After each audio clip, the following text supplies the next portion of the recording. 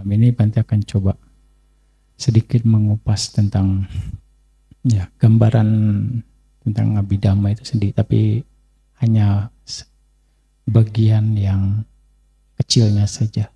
Ya. Oke, mari sebelum kita memulai, kita memberikan penghormatan kepada Guru Agung kita Sang Buddha dengan mengucapkan Namo Tassa 3 kali. Namo Tassa Bhagavato Arahato Sama Sambuddhassa. Namo Tassa Bhagavato Arahato Sama Sambuddhassa. Namo Tassa Bhagavato Arahato Sama Sambuddhassa.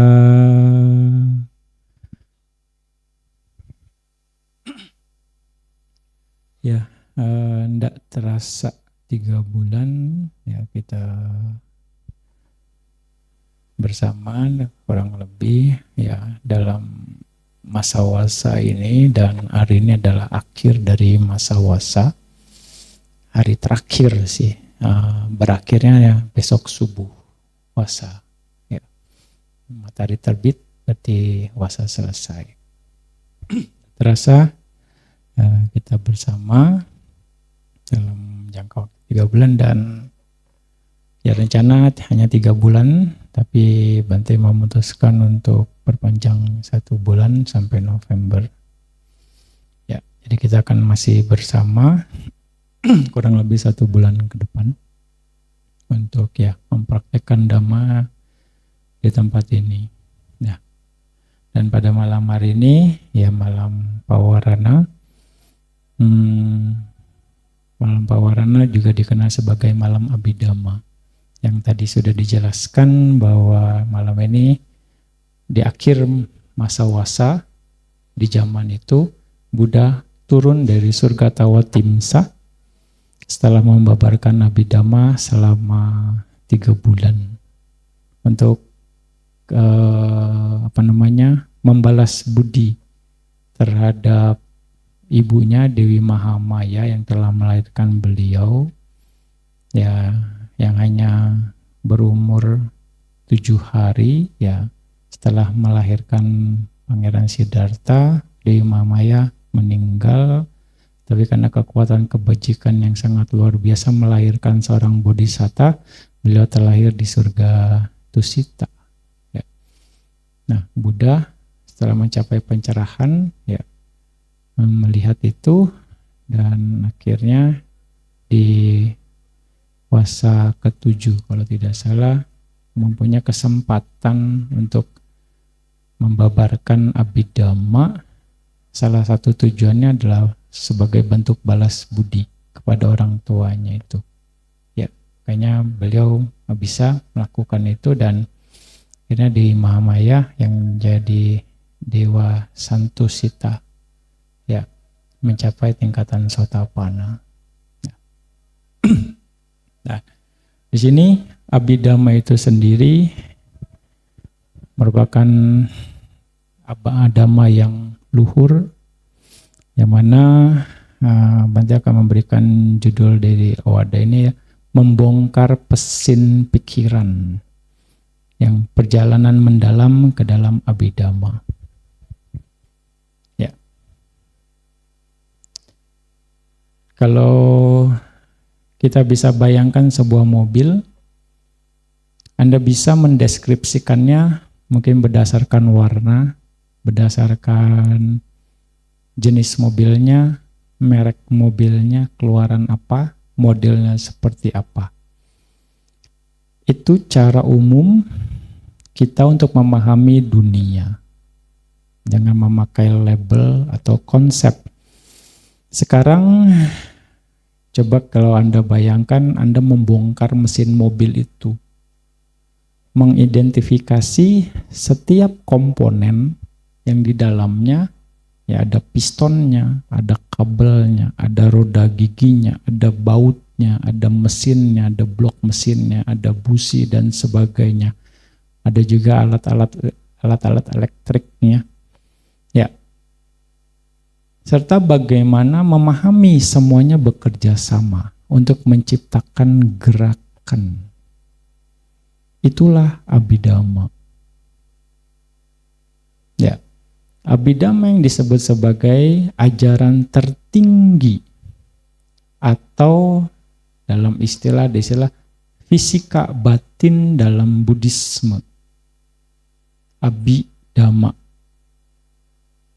Abhi itu sendiri tinggi dan atau mendalam, dhamma itu ajaran atau fenomena realistis.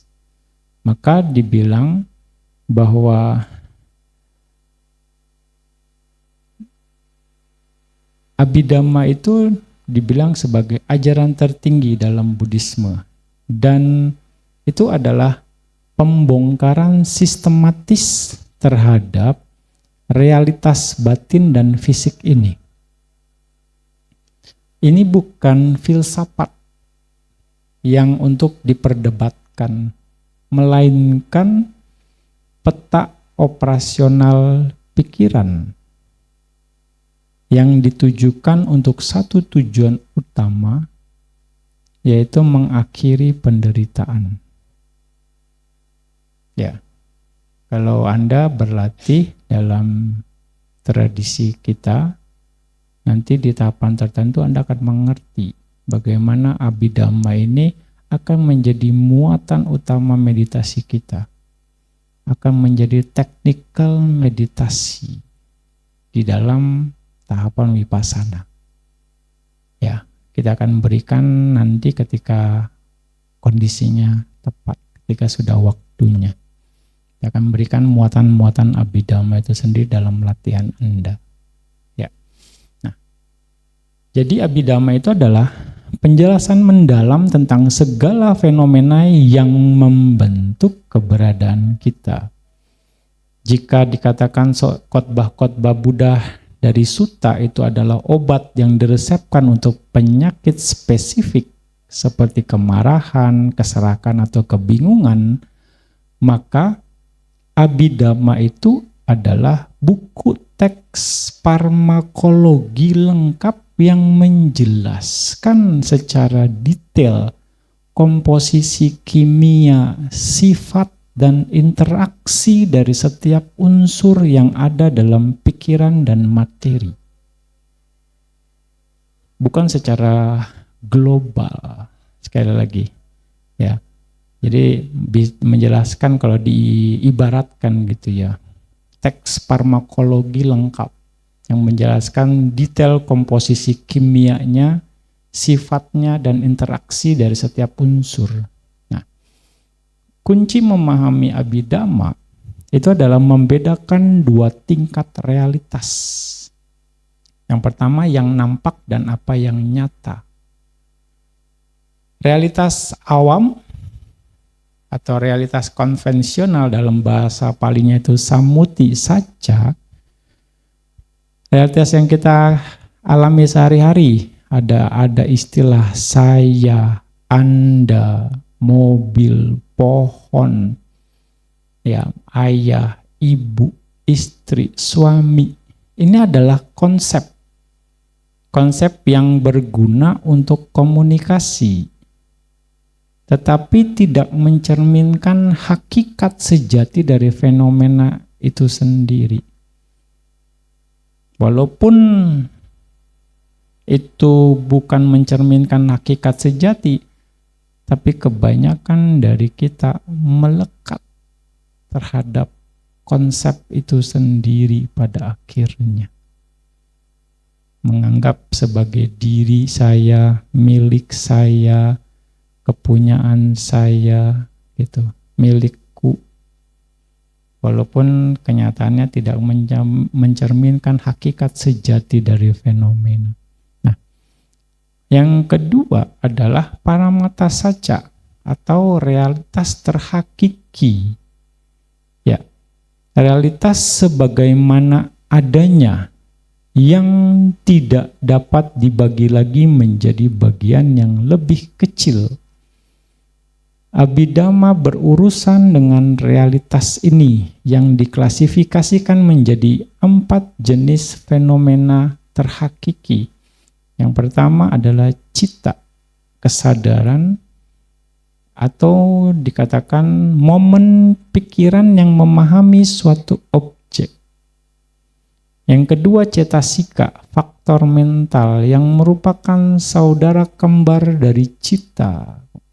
Karena bisa dikatakan dia akan muncul selalu bersamaan dengan cetasika, citta ini.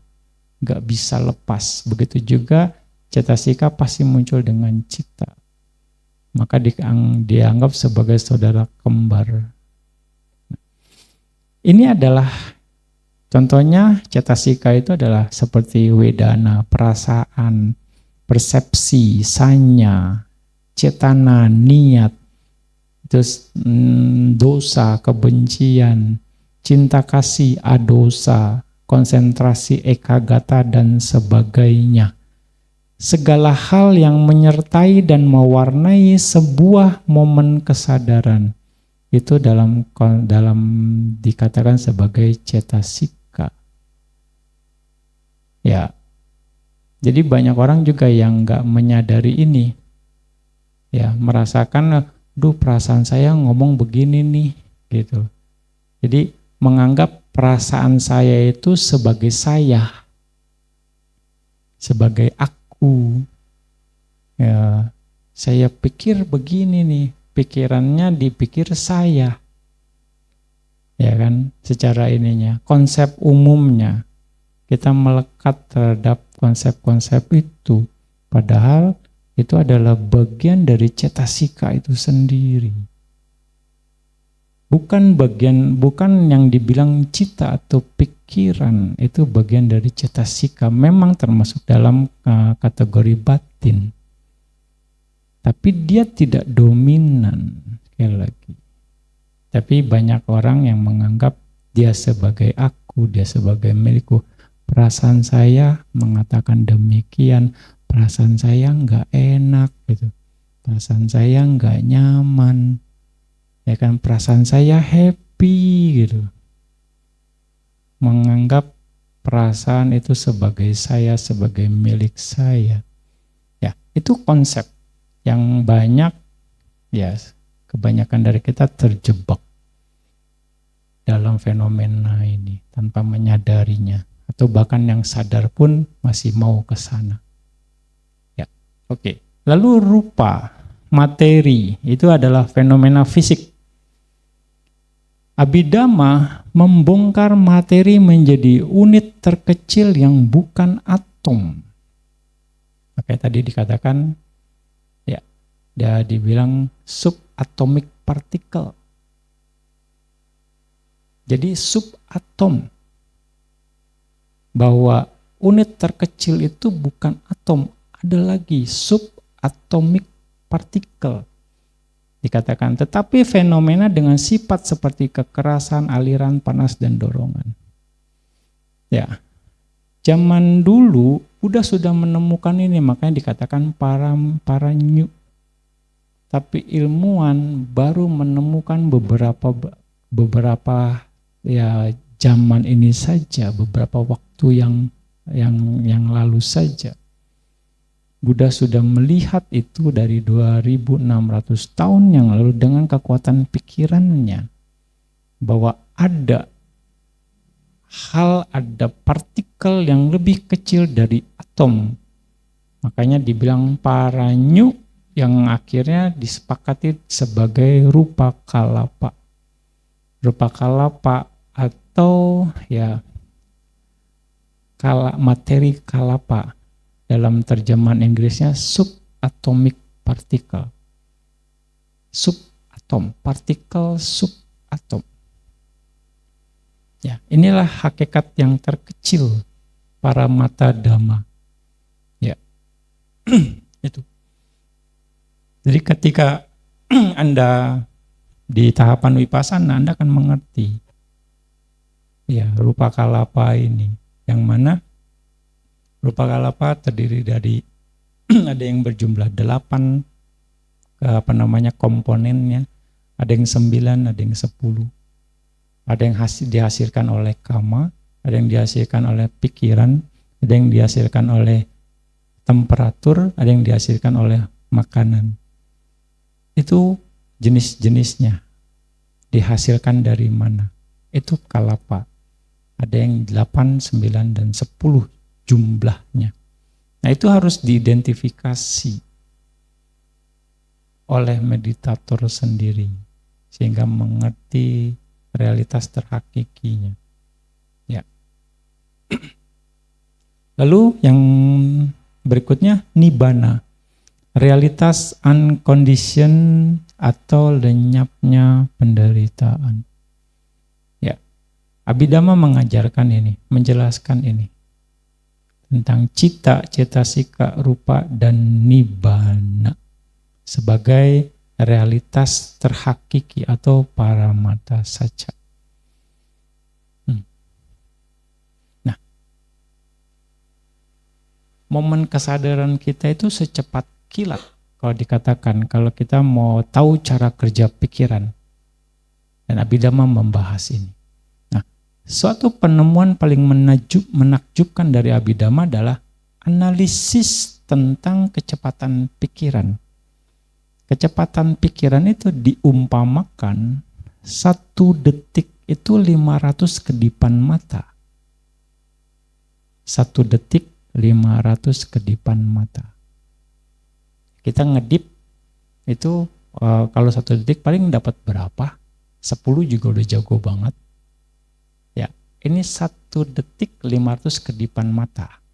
Itu kecepatan pikiran. Ada yang ilmuwan mencoba untuk memecah, mendekati lebih presisi. Jadi dia mendapatkan bahwa kecepatan pikiran itu 1/10⁻²7. Itu kecepatan pikiran, sangat-sangat luar biasa. Dan Buddha menemukan itu. Buddha bisa menganalisanya dan Dhamma bisa menganalisanya. Nah, apa yang kita anggap pikiran yang terus-menerus, saya happy, saya nggak happy, saya nggak suka, saya suka gitu. Ya, terus apalagi lah gitu. Yang kita anggap terus-menerus gitu. Sebenarnya adalah rangkaian momen kesadaran atau cita yang muncul dan lenyap dengan sangat cepat. Seperti aliran film yang terdiri dari frame-frame tunggal. Ya, itu ternyata momen kesadaran kita seperti itu. Kita berpikir, saya berpikir, saya berpikir. Padahal itu adalah momen-momen kesadaran. Contohnya aja seperti Anda sekarang. Anda lihat Bante, Anda dengar Bante, Anda juga duduk ketika melihat Bante, ada yang mungkin ya kesana kesini. Semuanya itu adalah proses kesadaran. Tapi mungkin kita akan berpikir saya melihat Bante. Padahal kesadaran mata, Anda melihat, saya terjadi kesadaran mata. Kesadaran pendengar, Anda mendengar suara, terjadi pendengaran suara. Kesadaran suara. Kesadaran sentuhan yang Anda sentuh, baju Anda, cushion Anda, itu juga terjadi kesadaran. Jadi terjadi berbagai macam proses kesadaran di sana. Tapi kita menyadarinya, saya sedang di Dhamma Hall, sedang mendengarkan Bante berceramah, melihat Bante berceramah. Ya, kita memframingnya menjadi kebiasaannya terhadap satu hal. Padahal sekali lagi, rangkaian momen kesadaran yang muncul dan lenyap dengan sangat cepat. Seperti aliran film yang terdiri dari frame-frame tunggal. Itu kenyataannya. Tapi kita selalu terkonsep menjadikan satu. Makanya kita banyak kemelekatan di sana. Banyak ketidaktahuan yang kita pelihara, mau dikatakan, selama di samsara. Tuh. Tapi beruntung kita punya kesempatan itu Dhamma membuka ini. Ya, untuk bisa lebih memperjelas posisi atau karakteristik atau mungkin kenyataan sebagaimana adanya. Nah, setiap momen kesadaran ini memiliki karakteristik. Objek, ia harus mengetahui sesuatu. Pemandangan, suara, bau, rasa, sentuhan, dan pikiran. Mata melihat materi, warna, terus juga telinga mendengarkan suara, hidung mencium bau, lidah mengecap rasa, ya kan, tubuh ini merasakan sentuhan dan juga pikiran, ya, Dhamma. Pikiran ini akan merasakan objek Dhamma itu sendiri, di mana semua kesadaran dari 5 landasan indera akan muncul dalam pintu batin atau pintu pikiran. Semua harus punya objek. Itu ciri dari kesadaran. Lalu faktor mental atau cetasika yang menyertainya, tidak ada kesadaran yang murni. Artinya enggak betul-betul pikiran saja atau cita saja. Sekali lagi, cita hanya akan muncul dengan cetasika. Ya, seperti perasaan, persepsi atau sanya, atau niat, cetana, dan sebagainya. Juga momen kesadaran bisa disertai dengan kebencian atau dosa, atau disertai dengan juga cinta kasih atau adosa yang menentukan kualitas kama dari momen tersebut. Kita berpikir apa, muatannya apa, itu menentukan kualitas kita. Mau ke kiri, ya muatannya jadi kiri. Mau ke kanan, muatannya jadi kanan. Artinya ketika muatannya kusala, ya jadi kusala, kilesa. Muatannya kebajikan, itu jadi akusala. Jadi kusala. Nah, itu sifat dari kesadaran. Mengapa analisis ini jadi sangat penting? Ya, analisis ini sangat teknis tapi penting.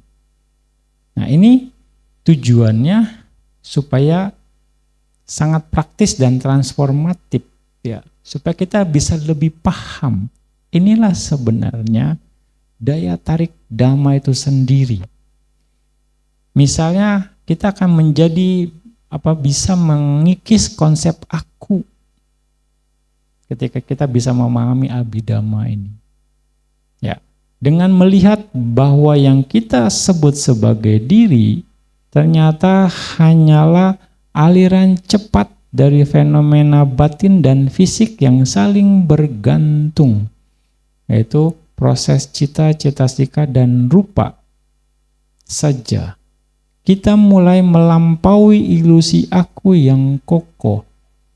Kita akan menyadari bahwa kemarahan bukanlah aku yang marah, tetapi hanya sebuah momen kesadaran yang terkontaminasi oleh faktor mental kebencian. Ini adalah senjata pamungkas melawan keakuan. Jadi bukan saya yang marah kalau Anda sudah bisa memahami Abhidhamma, apalagi dalam Vipassana. Makanya dalam Vipassana ketika di tahapan ini, ketika ada muncul pikiran marah, kita akan hanya melihat sebagai paramata dhamma saja atau nama dan rupa saja, lalu kita akan cek berapa cita dan cetasika yang muncul pada saat itu. Jadi bukan saya marah, saya benci, saya tidak suka. Tapi akhirnya, oh cita dan cetasikanya misalnya ada 18. Oh cita dan cetasikanya ternyata cuma 20 atau 21. Analisanya seperti itu. Jadi kita tidak akan menggenggam konsep aku itu sendiri. Ya. Nah, itu menguasai meditasi vipassana itu akan sangat penting. Abhidhamma adalah sekali lagi teori di balik praktek vipassana. Seorang meditator yang mempelajari Abhidhamma tidak lagi hanya menghirup dan menghembuskan nafas. Mereka sebenarnya melatih diri untuk menyadari muncul dan lenyapnya nama atau batin dan rupa materi secara real time. Update saat ini. Mereka menyadari sebuah perasaan muncul, menyadari sebuah pikiran lenyap, ada kekakuan di badan seperti yang dijelaskan dalam Abhidhamma. Sekali lagi. Nah, juga dengan Abhidhamma itu kita akan bisa memahami karma. Karma itu dengan presisi tinggi. Ya.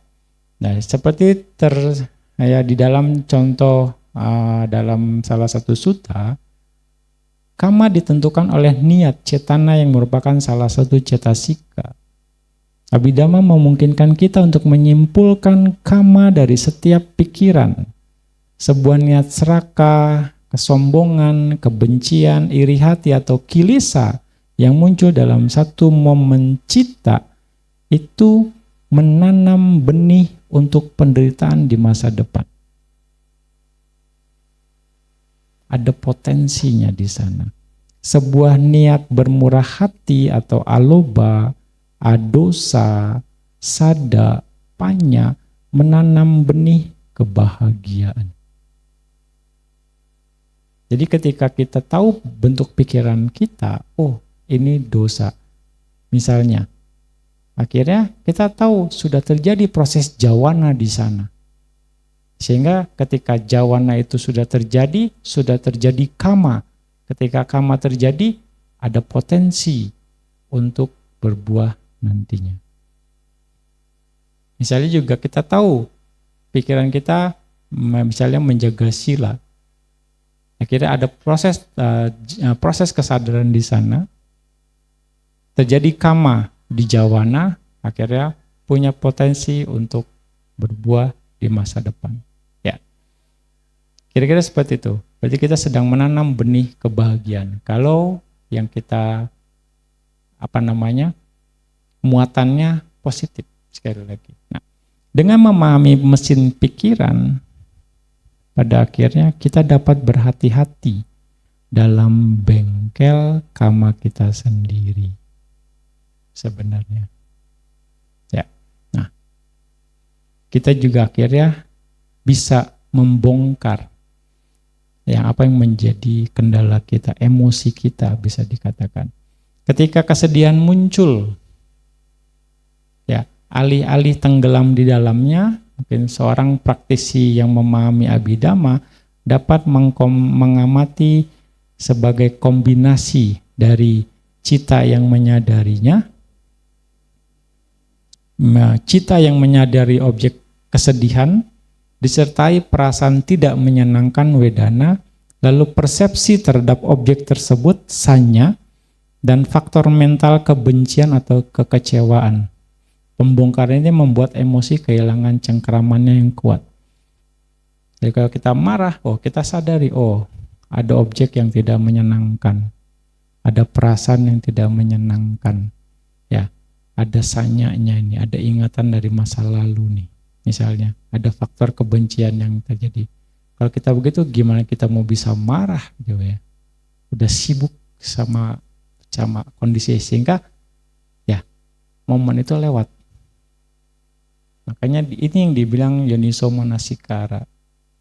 Makanya mundur dulu selangkah, kita sabar dulu. Sabar itu di situ maksudnya, untuk bisa meredam. Dan biasanya kalau orang marah kan langsung balas, berarti kan terjadi aksi reaksi, ya kan, hingga banyak korban di sana, ya kan. Tapi kalau di sana, ya dengan pembongkaran ini, emosi kehilangan cengkraman yang kuat. Nah, ini dari misalnya kondisi yang tidak menyenangkan muncul. Nah, ini semua berakar dari dua poros takdir batin, mau dikatakan yaitu kondisi akar dan kondisi objek. Ya, ini hetu, akar itu hetu pacayo dan juga aramana pacayo. Ini mungkin akan lebih mudah kita pahami karena ini akan bersinggungan dengan kehidupan kita sehari-hari. Ya. Hetu pacayo sendiri kondisi akar. Kondisi akar ini kualitas batin yang kita tanam. Semua perbuatan pasti ada muatannya. Nah, hetu pacayo inilah menjelaskan kondisi akar. Apakah benih racun yang kita tanam atau benih obat yang kita tanam? Nah, di sini benih racun ini ya akusala hetu, yaitu keserakahan, loba, kebencian, dosa, kebodohan batin, moha. Ini adalah benih racun atau akusala hetu. Yang kedua adalah benih obat, kusala hetu, yaitu ketidakserakahan, aloba, ketidakbencian, adosa, dan juga kebijaksanaan, amoha. Ini adalah benih obat, kusala hetu. Ya. Perbuatan kita sehari-hari nggak akan lepas dari itu.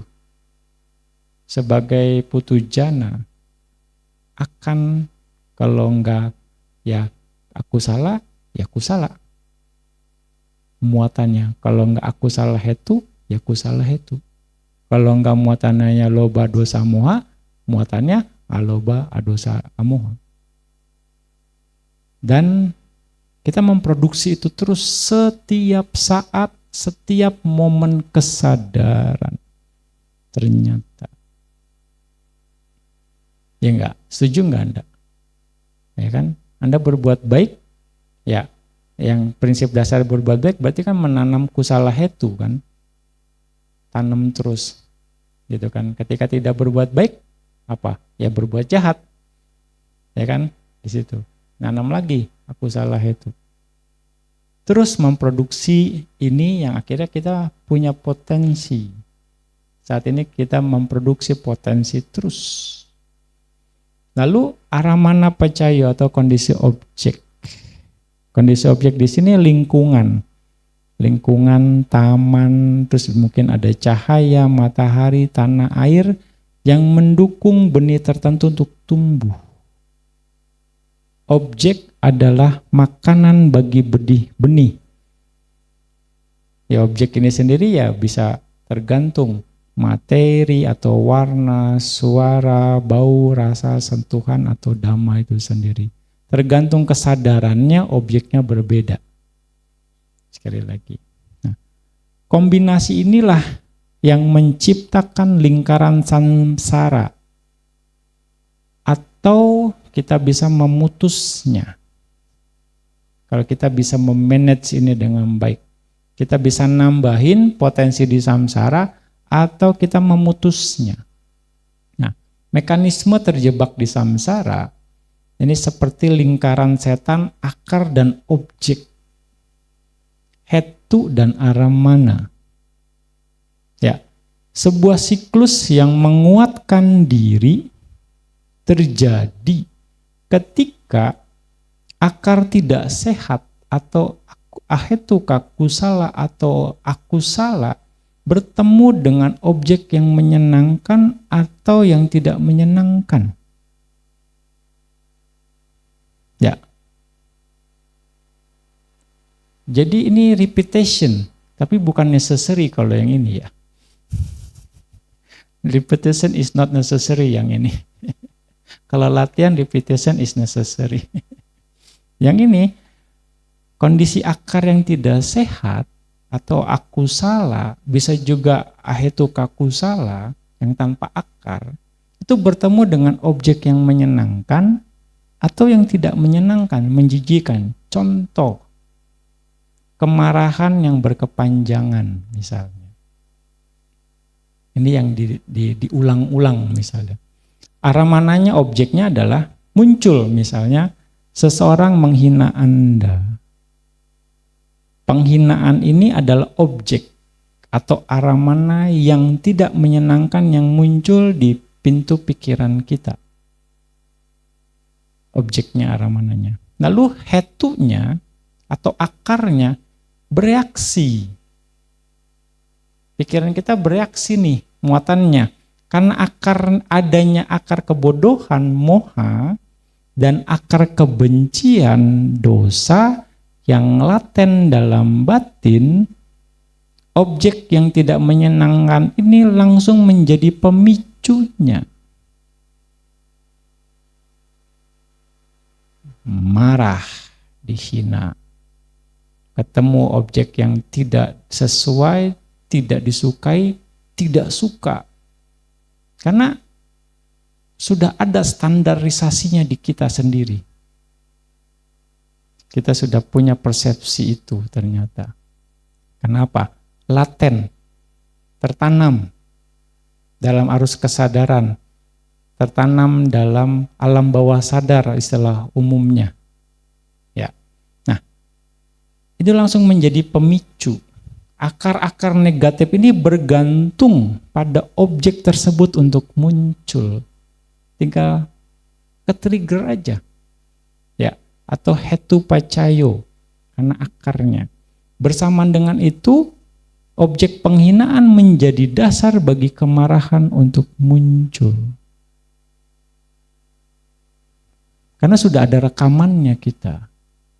Sehingga ke-trigger. Ada objeknya, akhirnya yang negatif muncul. Kenapa? Kita punya rekamannya, punya kebiasaannya itu. Tes. Ya, kira-kira gitu enggak? Oke lah, jangan yang jelek-jelek deh, yang bagus-bagus. Wih, bagus banget. Udah kata wih, bagus banget juga. Gimana tuh? Aduh, nambah lagi tuh. Anesui, kalau kata orang Hokkien gitu. Ya. Nah ini yang terjadi. Sekali lagi kita bisa bereaksi karena kita punya pengalaman. Orang bilang pengalaman. Pengalaman itulah sebagai persepsi rekaman kita dari masa lampau. Nah, akhirnya reaksinya cepat. Sesuai sekali lagi. Oke. Siklus penguatannya. Pikiran kemudian mencari dan mengingat-ingat pitaka dan wicara objek-objek serupa di masa lalu yang membuat Anda marah. Langsung dia mencari filenya. Jadi hard disknya nih. Langsung dicari filenya. Setiap kenangan buruk itu menjadi aramana baru.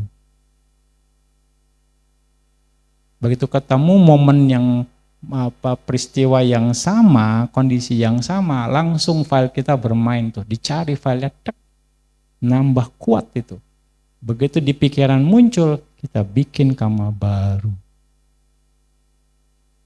Pada objeknya sudah ini, pikiran kita bermain, nambahin kama baru.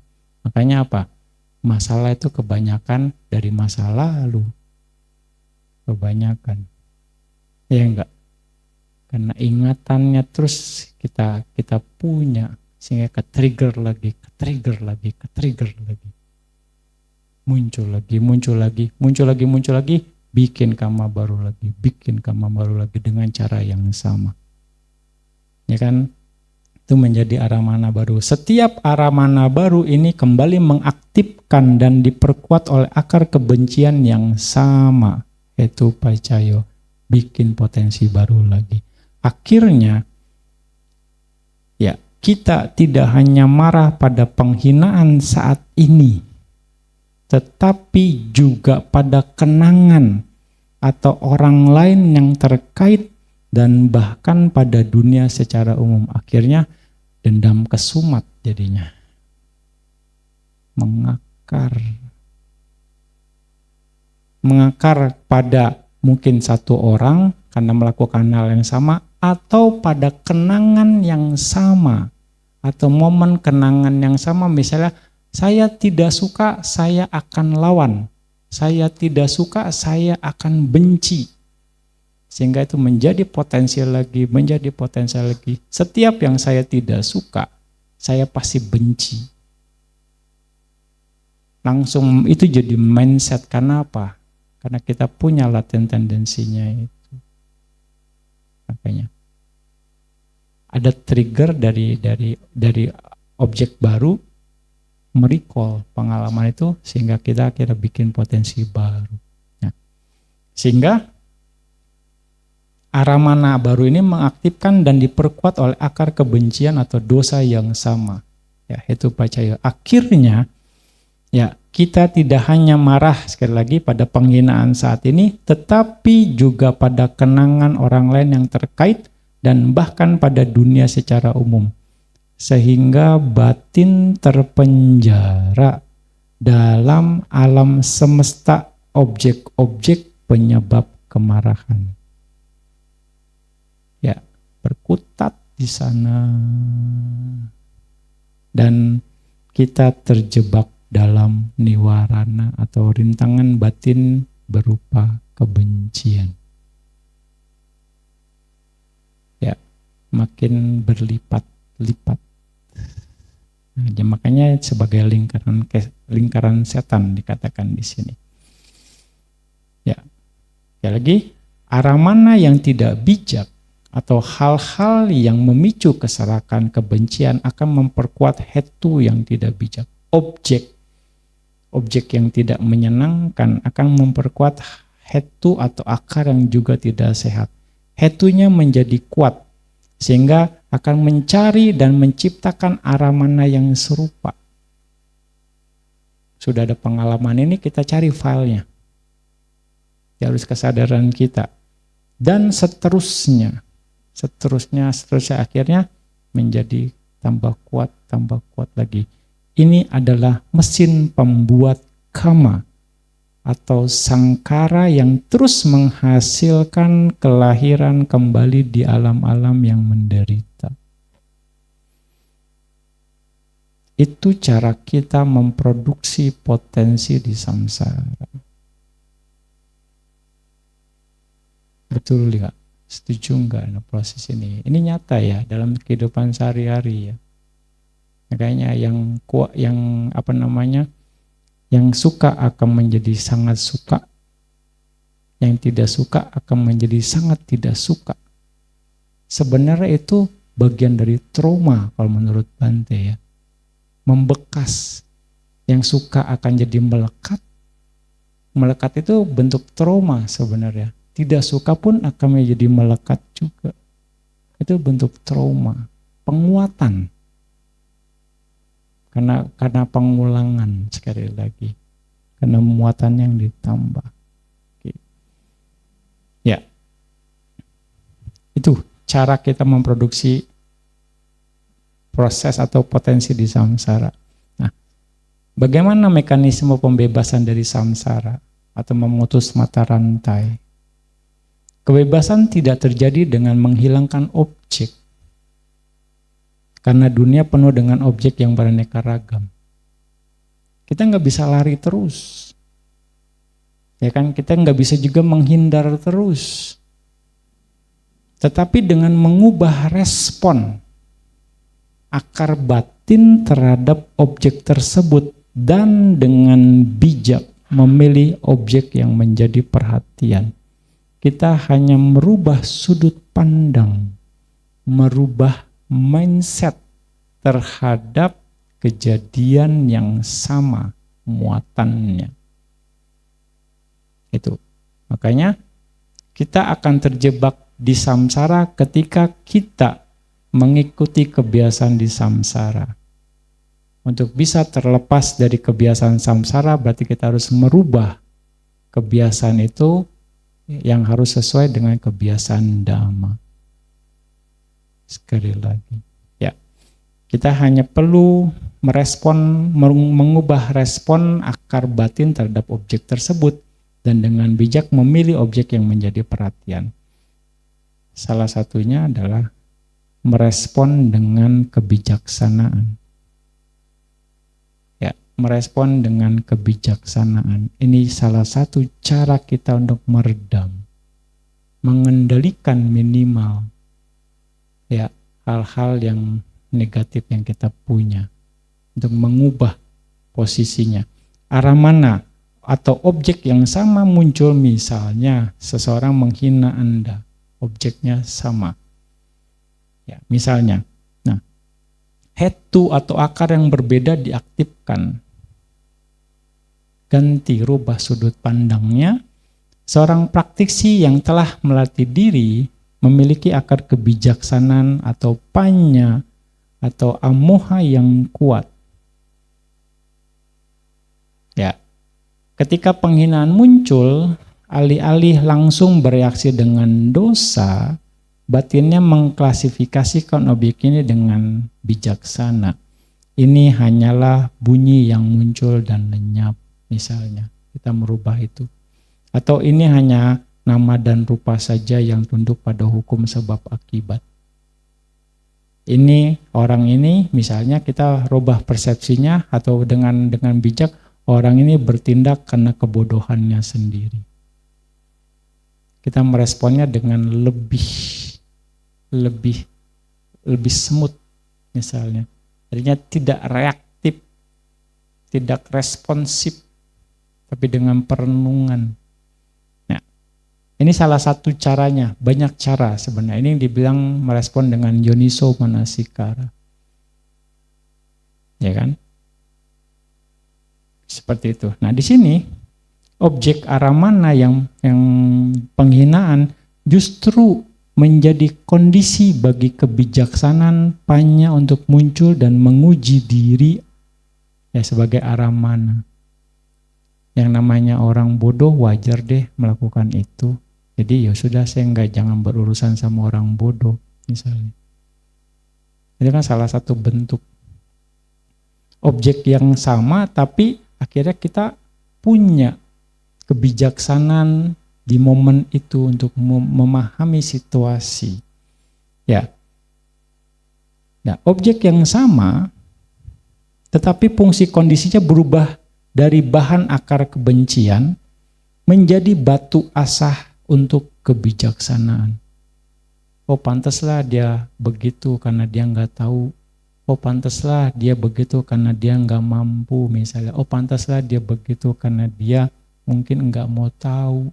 Oh, pantaslah kalau karena dia memang ya orangnya memang seperti itu. Nah, sehingga ada pemahaman yang menambah kebijaksanaan kita. Ya, kebijaksanaan ini muncul didukung oleh akar ketidakserakahan aloba dan ketidakbencian adosa yang mencegah pikiran untuk melekat pada suka atau tidak suka, menolak.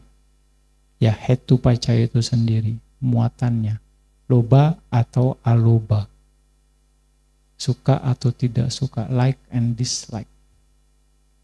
Jadi ada panya yang bermain di sana.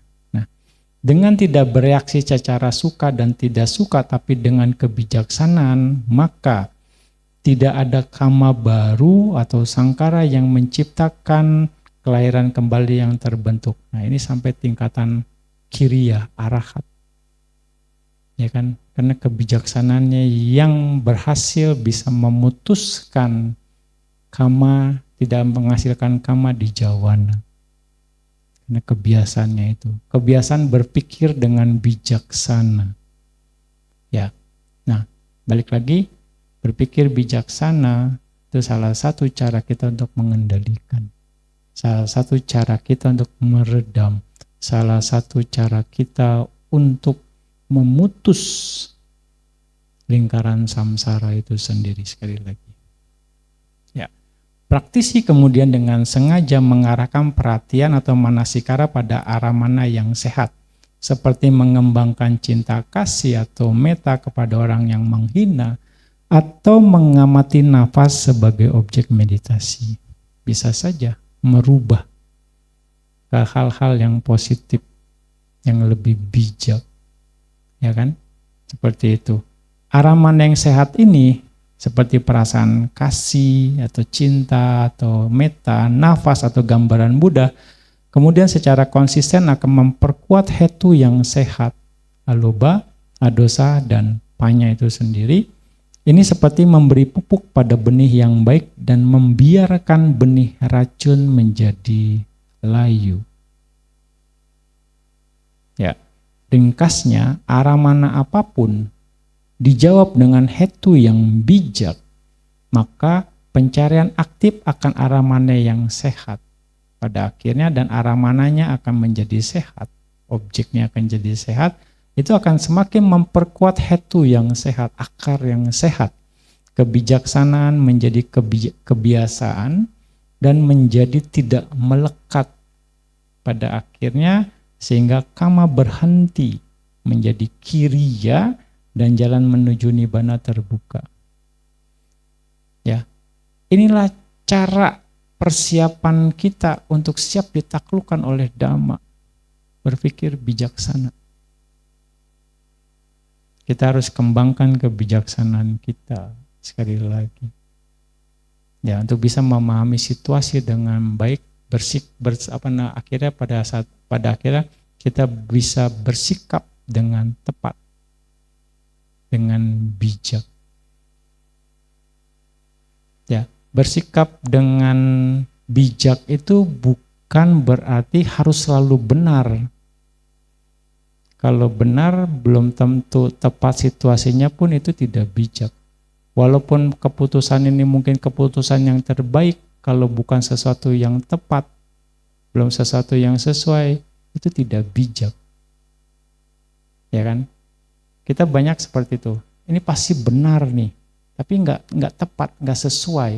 Itu tidak bijak pada akhirnya. Terkesan kita memaksakan sesuatu terhadap hal yang tidak pas, terhadap hal yang belum waktunya. Misalnya gitu kan. Nah, ini yang harus kita coba. Balik lagi, keputusan terbaik itu belum tentu sesuai. Keputusan yang terbaik itu belum tentu tepat. Ya, maka kita harus bisa memilih sesuatunya dengan bijak, memahami situasinya dengan tepat, dengan bijaksana. Itu cara kita untuk melatih kebijaksanaan itu sendiri ya. Sekali lagi. Oke. Nah, jadi Abhidhamma itu bisa dikatakan terasa seperti lautan yang dalam dan menakutkan kalau kita terus analisa. Ya, tetapi kita tidak perlu menghafal semua 121 jenis cita untuk menuai manfaatnya. Esensinya adalah pergeseran pandangan dari melihat diri dan dunia sebagai entitas yang kokoh menjadi melihatnya sebagai sebuah proses dinamis dari fenomena yang saling bergantung dan tanpa inti. Gitu. Dengan peta mesin pikiran ini, kita tidak lagi menjadi korban pasif dari pikiran dan perasaan kita. Kita menjadi mekanik yang terampil, yang mampu mengidentifikasi bagian yang rusak, seperti kebencian dan keserakahan, dan menggantinya dengan komponen yang sehat, seperti cinta kasih dan kebijaksanaan. Pada akhirnya, Abhidhamma bukanlah tujuan, melainkan kompas dan peta yang sangat detail untuk satu perjalanan agung, yaitu perjalanan menuju kebebasan sejati. Sekali lagi, penting untuk bisa memahami Abhidhamma secara praktik. Ya, kita punya caranya sekali lagi. Ya, bertahap. Ya, vipassana itu adalah praktikalnya. Ya, technical meditasi. Abhidhamma technical meditasi untuk vipassana sekali lagi. Oke, ya. Terjebak dalam samsara adalah ketika kita membiarkan objek-objek duniawi atau aramana mengendalikan akar-akar mental kita atau hetu yang belum terlatih. Kita adalah budak dari objek yang kita indra. Ya, kita adalah budak. Nah, terbebas dari samsara adalah ketika kita menggunakan kebijaksanaan sebagai hetu yang unggul untuk menguasai dan memilih objek perhatian kita, aramana kita, dan kita menjadi maestro yang mengarahkan orkestra batin. Sekali lagi, sudut pandang yang harus kita rubah. Oleh karena itu, praktek sejati bukanlah melarikan diri dari dunia, ya, tetapi melatih batin untuk memiliki akar kebijaksanaan yang cukup kuat, sehingga apapun objek yang menghampiri, ia tidak lagi menjadi jerat, melainkan hanya fenomena kosong yang muncul dan lenyap dalam arus penyebab dan kondisi. Ya, sekali lagi, inilah kebebasan mutlak yang diajarkan oleh Abhidhamma. Merubah kebiasaan yang sesuai dengan Dhamma, ya, merubah kebiasaan yang sesuai dengan Dhamma dengan cara Abhidhamma, mengganti muatannya. Makanya nanti sering katakan kita terbiasa dengan kebiasaan di samsara, itulah kenapa kita ada terus di samsara. Ya, untuk bisa terbebas dari samsara, kita harus merubah kebiasaannya menjadi kebiasaan sesuai dengan Dhamma. Salah satu kebiasaan dari Dhamma adalah perkuatlah kebijaksanaan kita. Makanya kita berbuat baik itu untuk jadi lebih bijak.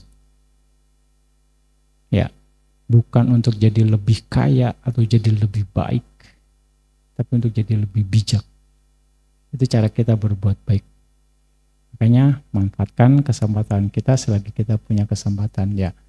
Dengan kebajikan yang telah kita lakukan, ya, semoga memperkuat kebijaksanaan kita, ya, terus kebijaksanaan kita setiap saat bisa bertumbuh dan akhirnya menjadi tercerahkan dan sempurna. Oke. Sadu, sadu, sadu.